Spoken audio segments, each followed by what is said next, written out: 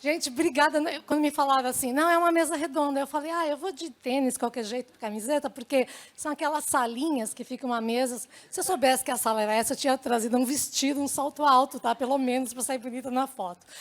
Eu queria primeiro dizer que eu queria gastar meus 20 minutos elogiando o Wellington, que eu conheço há muitos anos, quando ele um dia, numa sala de uma amiga minha, disse que ele ia fazer o Doutores da Alegria, lembra?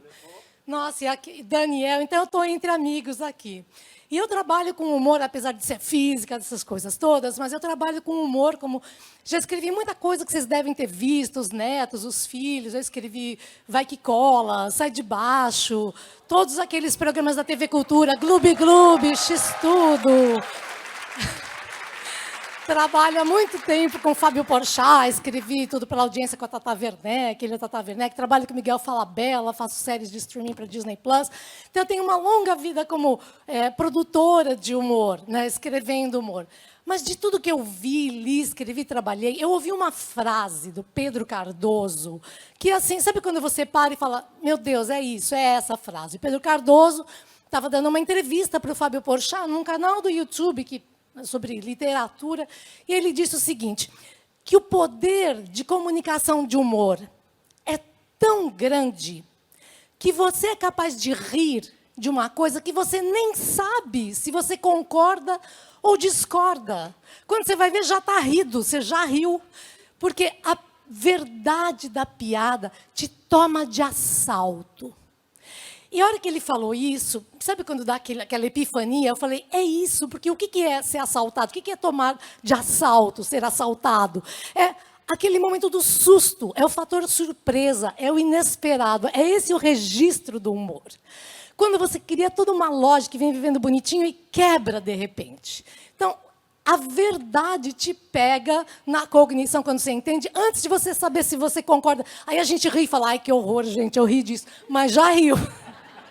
Ai, gente, que horror, mas todo mundo riu. Já foi, já era, passou. E essa verdade também, às vezes, fala dos nossos erros, das nossas chamadas falhas, né? Porque a piada, o humor te pega no torto, no inesperado, e também no maravilhoso, no inconcebível. Ele é o diferente que te pega. Isso me lembra uma tirinha do Schultz, que eu adoro, do Peanuts, vocês devem conhecer, que está a Lucy, que é sempre aquela menina que sabe tudo, toda sabidinha, e o Shredder, que é mais introspectivo, assim. Aí eles estão numa praia, a Lucy toda sabichona, né? Olha assim na areia e fala, oh, que linda, uma borboleta amarela. Essas borboletas amarelas, eu sei, elas vêm lá do Brasil. E nessa época do ano, elas vêm voando do Brasil até aqui, América do Norte. Como são incríveis as borboletas amarelas. Aí o Shredder olha e fala, Lucy, não é uma borboleta, é uma batata frita. Aí ela, assim, mordida, né? A raiva que dá quando a gente está errado. Aí ela olha e fala assim, eu fico me perguntando como será que essa batata frita veio voando do Brasil até a América do Norte? Basicamente, a gente não quer abrir mão de tudo que a gente construiu, pensou, concluiu, quando descobre que está errado. A gente não é. E nessa hora, o cérebro, ou ele ri e relaxa e encara, ou ele fica puto. Que nem quando o marido da gente está dirigindo e pega o caminho errado na estrada, e a gente fala, meu bem, não é essa estrada, você não pegou a entrada. Deixa, tá certo, vai dar no mesmo lugar. Fala, não vai, a gente aqui está indo em outra estrada, era para você ter pegado o atalho. Não, não, a gente segue em frente. Porque, né, aí você chega numa outra cidade, que não é o hotel onde você fez a reserva, porque você está em outro lugar. Tudo para quê? Para não fazer o retorno. Porque fazer o retorno é o quê? É admitir que você errou. E aí você vai realizar a perda de todo o tempo, toda a argumentação, toda a energia. Você vai sair da mesa de pôquer pagando as fichas que você perdeu. Então, nesse momento, a gente tem que relaxar quando erra. A gente tem que aprender a errar. A gente tem que aprender a conviver com os erros. A gente vive num mundo competitivo onde só vale acertar, só pode acertar. Quem é o primeiro? Quem é os 10 mais? E não, gente, a gente tem que aceitar o errado, porque a gente aprende com o certo, aprende com o errado. Eu sei que o cérebro gosta de acertar. Eu tenho a impressão, no Congresso Brain, que o cérebro tem 2 hemisférios para um bater palminha para o outro, assim. Acertei, acertei. Você pode ter 80 anos de idade, ser doutor, pós, qualquer coisa. Você joga jogo da memória com seu neto de 4 anos, você acerta o jogo da memória 2 abacaxis, o cérebro... Ai, acertei, acertei, 2 abacaxis. Claro, você está jogando uma criança de 4 anos de idade, mas acertar, né, libera esses, né, dopamina, essas coisas todas. Então, é isso que o cérebro mais gosta, de acertar. Mas o humor, ele trabalha justamente dando um susto na sua lógica. Bu! Você está lá achando que você sabe tudo, ele bu! Ele te assusta. Tem uma piada clássica desse formato para dar aula de piada, que é a Milady, né, chama o James e diz, James, vem aqui imediatamente, eu quero falar com você. Pois não, Milady. James, desabotoe e tire a minha camisa. Mas, Milady, eu não posso. James... Desabotoe e tire a minha camisa. Pois não, milady. James, agora abra o zíper e tire minha saia. Mas, milady, James, tire a minha saia. Pois não, milady. James, agora tire o meu sutiã. Milady, o sutiã. James, tire o meu sutiã. Pois não, milady. James, e a próxima vez que você vestir as minhas roupas, você está demitido. E é isso o que o humor faz. Ele destrói a sua lógica. E num átimo, numa palavra, por isso que o humor é timing, ele obriga você a trocar os personagens, trocar o figurino, tira a roupa da Milady, bota no James, enquadra. Não era aqui, era ali. Nesse momento, o seu cérebro precisa reenquadrar tudo. E é por isso que a gente busca sempre um ângulo para fazer o humor. Esse ângulo que o Wellington estava falando, esse jeito de olhar aquela faixa de não ultrapassa e ultrapassar.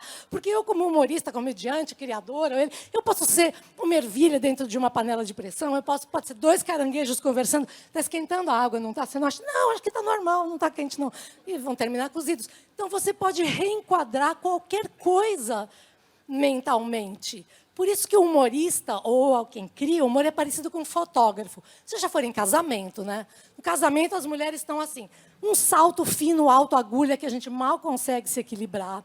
Um vestido justo, sem respirar em apneia, porque a gente tem que sair magra na foto, com a barriga para dentro. Então, todo mundo sai assim, na foto. Então, a gente está andando assim, porque não pode andar, aquela bolsinha que não cabe nada, nem o celular coube, trouxe só um batom. Os homens estão de ternos, elegantérrimos, não podem se mexer, não têm mobilidade, eles estão assim. Então, estão lá todos os casais lindos, prontos para sair no Instagram, e ninguém tem mobilidade. Quem tem mobilidade no casamento? A noiva não é, porque ela também está assim, né? A mãe está chorando. O fotógrafo, ou a fotógrafa. O fotógrafo está sempre de jaleco, com lente, com bateria. Ele se joga no chão, pula do lustre. O fotógrafo é a única pessoa que tem 1000 graus de liberdade para se movimentar. Para quê? O fotógrafo não produz realidade. Ele procura pontos para enquadrar e reenquadrar a realidade. Ai, como é bonito tirar foto. Eu tirei uma foto de manhã aqui. Peguei uma árvore, uma garça. Ia fazer um trocadilho. Olha que coisa mais linda, mais cheia de garça, mas eu desisti. Tirei a foto aqui da beira-mar de Florianópolis. É isso que a gente faz. A gente busca novos pontos, novos olhares. E a mente pode estar em qualquer lugar. Qualquer lugar. Porque o humor tem uma função, ele não é gratuito. O humor nasceu na Grécia Antiga, comédia e tragédia, para desempoderar os poderosos e empoderar os desempoderados. Por isso que fazer humor com quem está por baixo é covardia, não é humor que chama. Pisar em quem é desempoderado e desempoderar mais ainda, isso não é engraçado. Tem a menor graça. Então, é isso que a gente busca. Daí a torta na cara. Gente, você pode pegar a pessoa com maior autoridade. Você põe uma torta na cara, acabou a autoridade. Acabou, acabou. Não tem autoridade com torta na cara. Ninguém é rei, é bam com uma torta de creme na cara. Né? Ele realmente tira o poder de cada pessoa. Quem podia fazer isso, brincar com o rei, é o bobo da corte. Por quê? Porque o bobo da corte, ele é o bobo, ninguém vai levar muito a sério, ele podia dizer as maiores verdades diante do súdito, sem perder a cabeça. Assim como o palhaço. O palhaço pode dizer qualquer verdade, ele pode dizer qualquer coisa, porque ele já está pela sociedade, ele tem licença poética para existir. Por isso que tanta gente fala assim, ele é tão palhaço, tem um amigo que é tão palhaço. A gente usa muito a palavra palhaço, só que outro dia eu estava pensando nisso, eu tive uma epifania. É tão gostoso, né, quando dá uma epifania na gente. Você fala, meu Deus, tive uma epifania. O humor é o circo todo. O humor é o circo inteiro, porque olha o registro que a gente trabalha no humor. Sabe o mágico? É um humorista. Ele tira coelhinhos da cartola, ele fala coisas que ninguém espera e todo mundo acha graça. Às vezes ele brinca com fogo. E fica lá mexendo com os assuntos, fazendo uns malabarismos, fala, ai meu Deus do céu, alguém vai se queimar. No fim sai tudo bem, ninguém se queima. O humor também é o equilibrista. O equilibrista na corda bamba é exatamente aquela linha que todo mundo me pergunta. Qual é a linha entre o humor e a ofensa? Qual é o limite de humor? É a corda bamba, porque é um fio que separa o humor da ofensa. Mas a gente não pode achar que fazer humor é ofender alguém.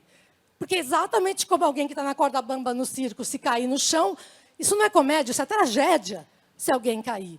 O mesmo para o trapezista. Quando você se lança numa jornada, você se lança numa piada, fala, ai meu Deus, onde isso vai dar? Meu Deus do céu, essa piada não vai dar certo. E ele se joga e pega o trapézio do outro lado, mas embaixo ele tem uma rede de proteção. E sabe o que é isso? Somos nós aqui.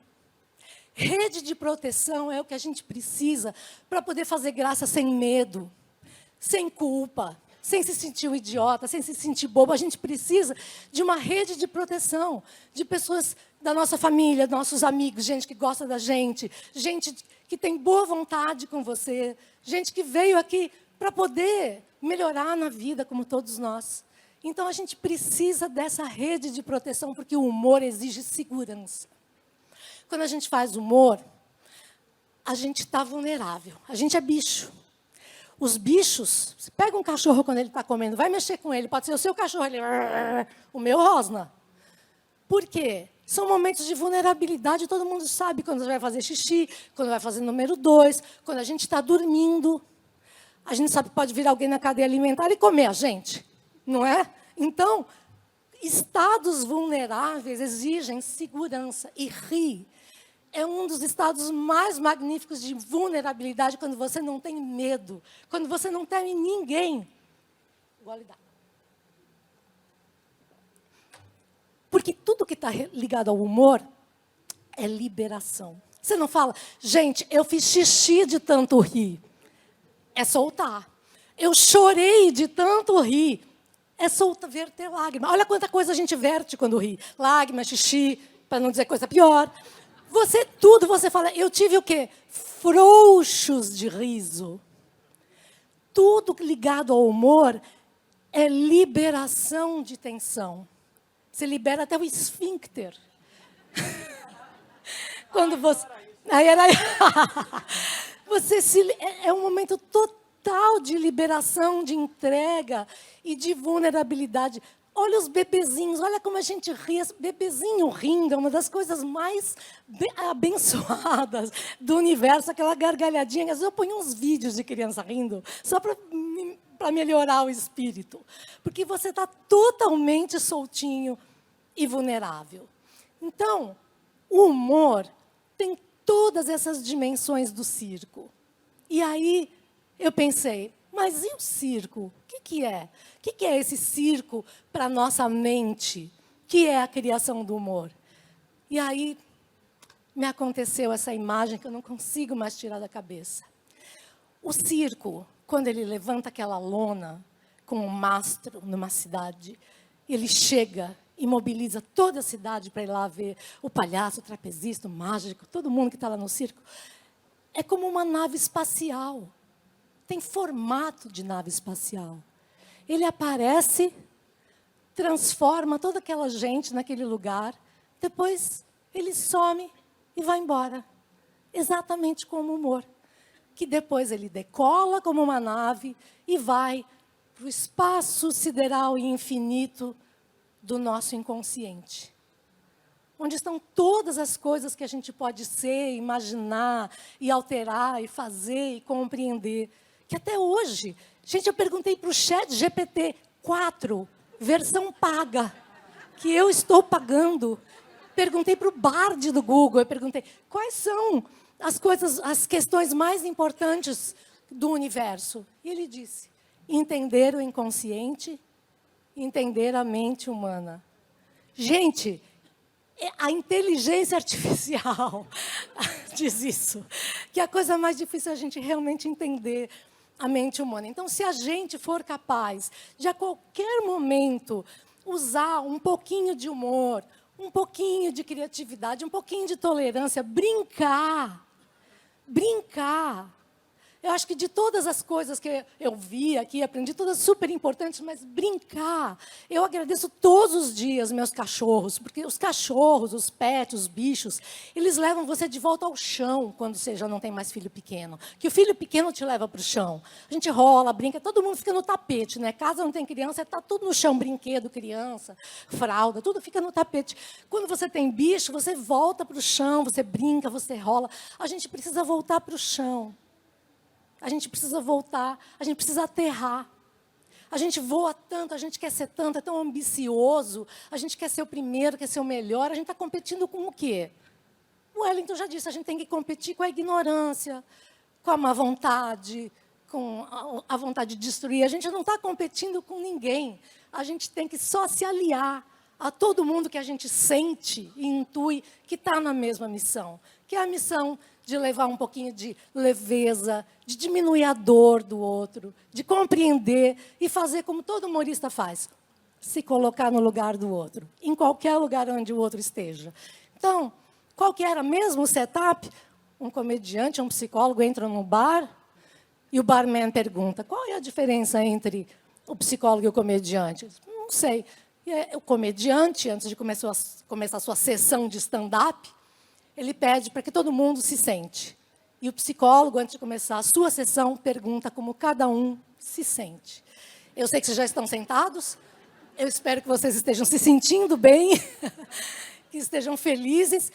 E como o Wellington falou tanto de levantar e sentar, eu quero dizer uma coisa que eu aprendi e que eu acho muito importante. Eu não sabia respirar, mas eu também não sabia sentar. E eu aprendi a sentar num vídeo do YouTube. Eu vou pedir que vocês se levantem para aprender a sentar. É rapidinho, todo mundo levanta. Agora vocês imaginam que vocês têm um rabo, mas é um rabo. Um rabo verde, de grosso calibre, tipo um dinossauro. Aí vocês vão fazer assim, uma leve empinada de bumbum, levantem o rabo e sentem. Não sentem no rabo, senão ele vem aqui, ó. Todo mundo para trás, levantou o rabo, sentou. Meus parabéns, vocês acabam de sentar sobre seus próprios isquios.